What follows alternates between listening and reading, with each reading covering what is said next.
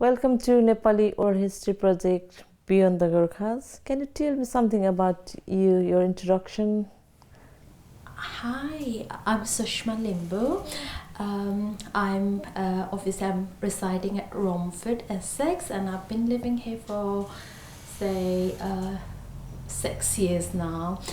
Before Romford, I've kind of lived in Kent, and I've kind of moved to Wales, but I'm permanently residing at Romford at this time. I moved from Japan, Nepal in 2007 as a part of the settlement process with my parents, because my father was in the Gurkha army and he's been here, so it was like a family settlement.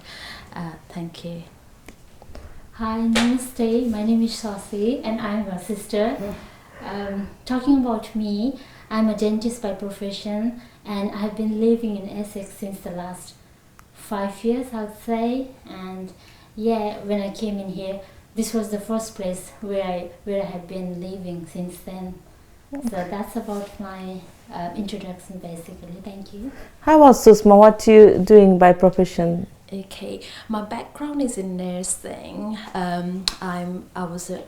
Obviously I've got a degree for registered nursing, and apart from that, what I've done is it was a bit of like a specialized course. So I'm a specialist occupational health practitioner as well. I did my degree as a part of the top pop after my registration, like with my general registration nursing degree. So I'm working as a senior occupational health practitioner for one of the NHS UCLH in central London. And where did you get your degree qualification, in England or back to Nepal?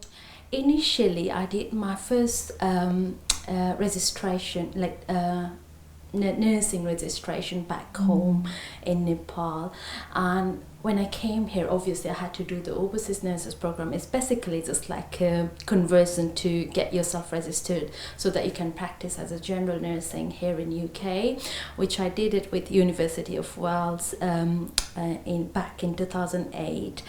And after that, obviously I was working locally. At Queen's Hospital, Romford, and when I stayed there, I just thought I need to progress with my career. That's when I decided to do my occupational health degree with London South Bank University, and it was like a full-time 1-year top-up degree. And since then, once I qualified, I've been working as an occupational health advisor. Since then. Did you find it hard in terms of Nepal's education and conversion to England? I think it just depends really. Initially, when I came in, obviously you have to go through that process, which is quite tedious, and you have to tick box whole lots of things before you really get the conversion of your degree once you come from out of EU countries like Nepal. So when I first came in, you just have to do there are certain requirements as a nursing student, so you have to pass the IELTS exam. That's basically just a language exam, and the standard is quite high, so you have to pass that. And obviously you need to have the minimum requirement of obviously having practice for 1 year or 2 years back home. And once you kind of get the pre-registration with the nursing council, and then you have to do a overseas nurses program that needs to be run by one of the accredited universities, like a proper program, and you have to pass it through. But it depends really. Sometimes if you are good enough, you could have passed within 3 months time or 6 months time. It basically depends upon how you can excel within that course. And I was quite fortunate enough that I had good mentors and good support from the university, so I was able to kind of do it within 3 months time. And after I finished, so obviously when I got the registration completed and everything, I just had to apply for jobs randomly wherever it takes you or whatever. So initially I started off with, once I got my qualification, so it was like a random process, just like anyone, you know, kind of applying the jobs anywhere and everywhere. And I started with nursing homes, and then after that I stayed in nursing home for a few months, and then since then I've been working for NHS, and I'm kind of proud that I work for NHS. And how about Sashi? Can I say Dr. Sashi? Yes. What is your journey begins to here, from Nepal to here? I would say I've seen lots of ups and downs. So basically I graduated back home at 2009, and then I did my internship back home and finished it in 2010, and then I decided to move here and join my family over here. So as you know, dentistry here is very, very competitive. So the exams, it's called basically overseas registration exams. Those exams has been a very, very extensive one, and it was in fact quite challenging for me because I would say I didn't have any Nepalese network who had previously done that exam. So it was like trying to scratch everything from the bottom and then just try to do everything on my own. Fortunately, I made few good friends, and then they were very, very supportive. So it was like a group effort with me, my friends and my family. I was able to finally pass the exam, and I'm proud to say that I'm a registered dentist in this country as well, that's UK. And currently I've decided to enhance my dentistry profession. So I have enrolled myself in the implantology course that deals basically with the implants of our mouth, I would say. That's like an artificial teeth which we provide to the patient. So again, I would say the new chapter has begun for me, being a dentist and then trying to be a specialized dentist. So I'm looking forward for more challenges, and yeah, that has been the journey so far with my profession. And you said you come to join the family. Can you please tell us something about your family? Okay, so with my family, we have 5 members: mom, dad, my elder sister, me, and brother as well. So yeah, my dad, he was in the British Army, and my mom, she is a housewife, but back home she was a teacher. And my brother is doing degree. Actually, he just finished his degree in mathematics. And so yeah, that's it about us. Are they living with you in the same house? It's just me, my sister, and my brother-in-law. He had just moved back from Nepal, and it's 3 of us living here. But then my parents and my brothers, they live in Grimsby, that's in up north in Lincolnshire. So I would like to go to the Sushma. How you find newly, so your husband is just moved from the Nepal, right? Oh yeah. So did you ever thought that you were going to marry here, like adopting new culture? Did you ever think you are going to marry with Englishman, for example, just going to the out of the track? Why you decided to bring your husband from the Nepal? It's a very typical way. No, actually, I think if you want to get married, it's a commitment for life, and it's very important that you get married with the right person. And like with my husband, I've known him for quite a long time, and we've been together. I think it's not about getting married to a Nepalese guy or whatever. If I had fallen with the right person, hopefully even if he was British or whatever, I think I would have chosen him anyway. So basically, getting married to my husband was my choice, and I felt that he was the right person regardless of race or caste or whatever. So and then we decided that we want to be in UK for at least a few more years. So it was very kind of him that he agreed to join me here while, and things are going on okay with him as well. He's starting his new journey as well. He's planning to do his double master's degree here in one of the university. And we will just see how it goes and how it unrolls, really. We'll just wait for the time. But getting married was my personal choice rather than anything else. Yeah.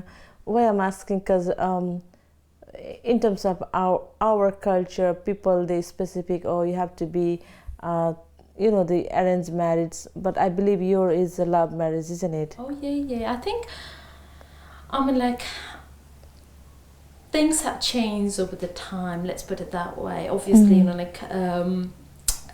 as a Nepalese culture and our society, there are still some terms or norms that you have to kind of follow, but things are changing, and I think obviously it will take years and maybe generation for us to completely change with our thoughts process and perception and everything. But things are obviously things are changing for good, really. Yeah. I would like to ask, and a very interesting, did you ever come across very interesting experience living in the UK, or particularly Essex area? I think where I'm living at this moment, it's a nice quiet area, really. And then I think with most of us who are working, there's not much of time, really. You come, you do your work, and then things goes on.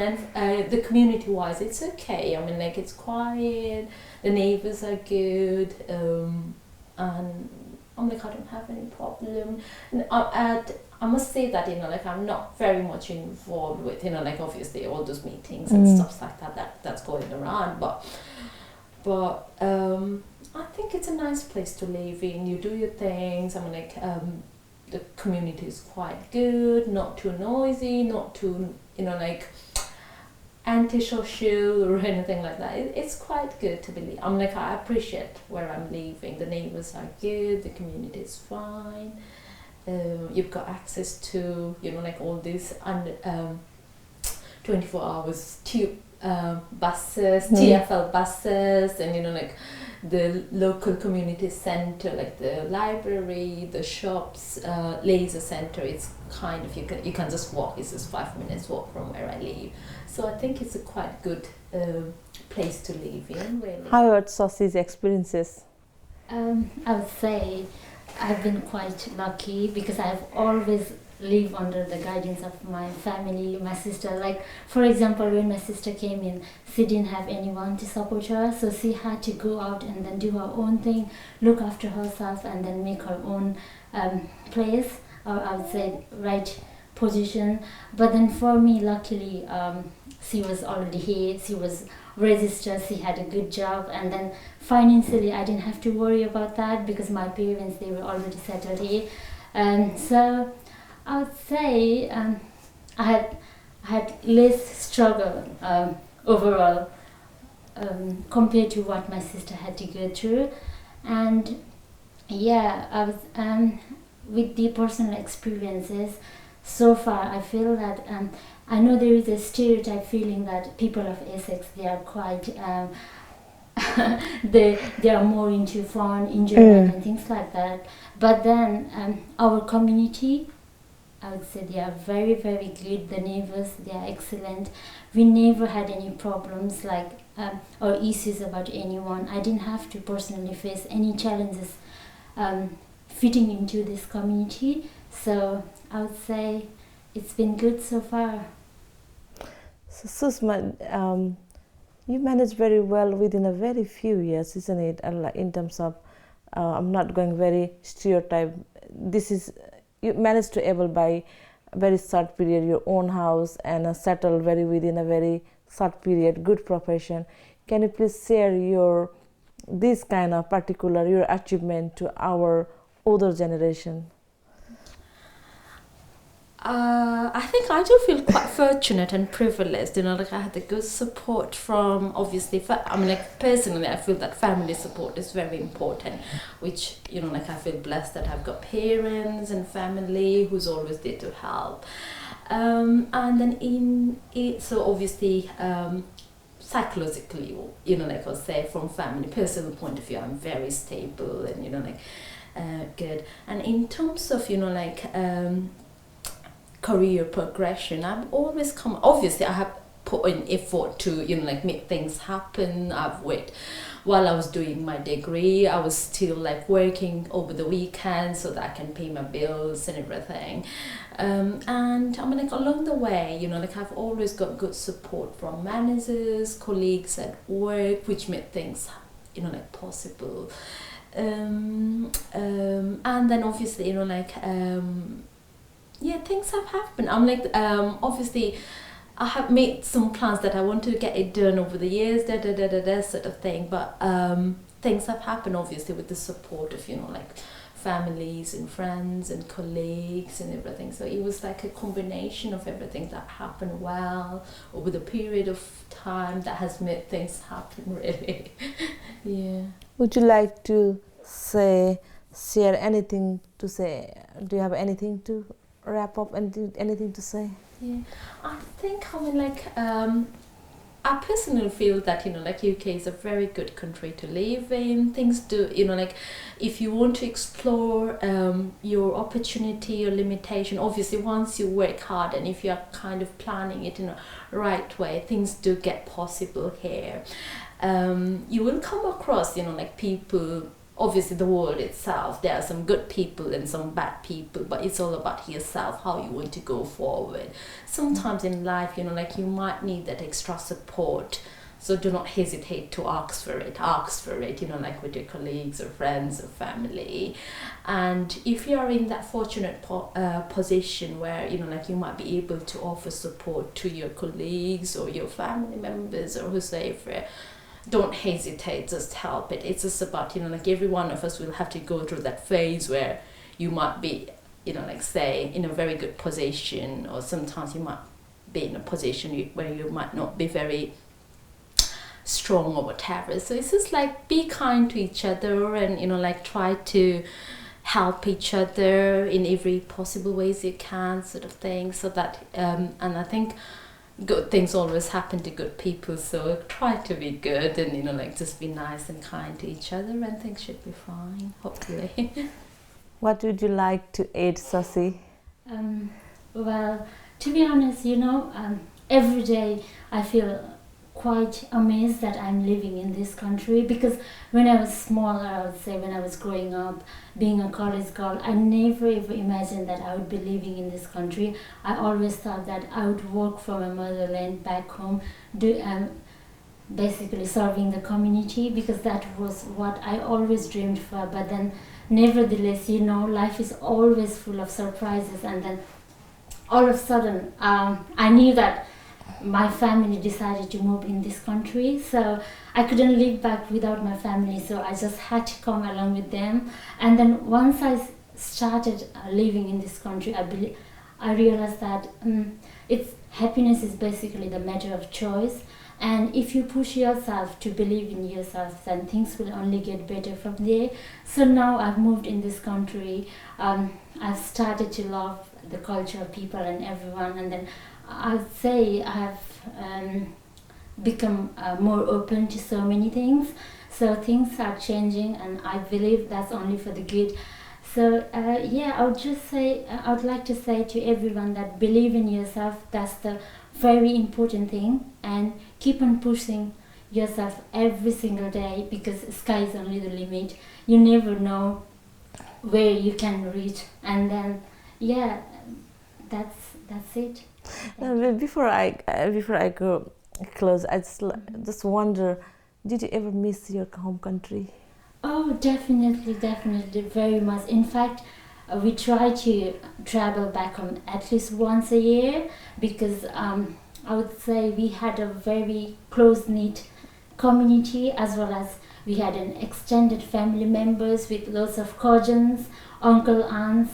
So, and then yeah, we definitely miss our home country so much, and then we always try to do something in a smaller big ways and try to give back to the community back home as well. Anything would like to say to your two sisters at the last, not the least? I think thank you for giving us the opportunity to speak about ourselves and keeping, just sharing few of our experience and opinions. Thank you. Thank you very much. Thank you, Sushma. I would like to say thank you to both of us for inviting us to be the part of this very inspiring project, and we are absolutely humbled to be part of it, and we thank you from the bottom of our heart. Thank you so much, both of you. Thank you so much. Thank you.